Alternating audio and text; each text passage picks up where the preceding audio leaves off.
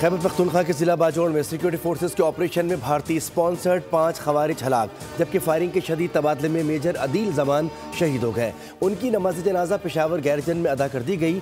Field marshal Asim Munir और वज़ीर दाखिला मोहसिन नकवी और कोर कमांडर पेशावर की शिरकत। फील्ड मार्शल का शहीद मेजर को खिराज अकीदत। कहा कि पाक फौज के शोहदा कौम का फ़ख्र हैं, उनकी कुर्बानियाँ हमेशा याद रखी जाएंगी।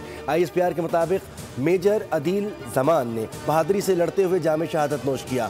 हलाक खवारिज के कब्जे से असला और गोला बारूद बरामद किया गया। मारे गए दहशतगर्द सिक्योरिटी फोर्सेस के खिलाफ कार्रवाइयों में मुलव्विस थे।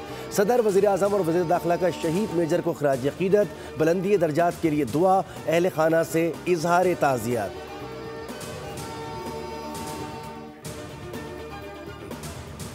नन्हे इब्राहिम के बाद नन्ना दिलबर, मेयर कराची की माफ़ी किसी काम न आई। कराची में एक और बच्चा गटर में गिरकर जान से गया। 8 साल Dilbar Ali Korangi Mehran town sector 6G के मेन होल में गिरा और जान से गया।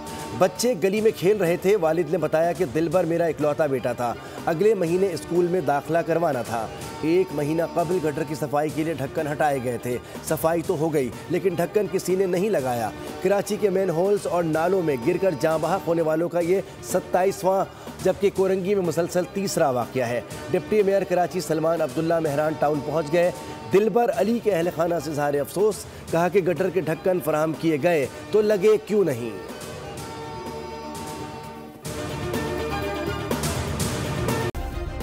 सब्सक्राइब करें और बेल दबाएं ताकि कोई खबर रह न जाए।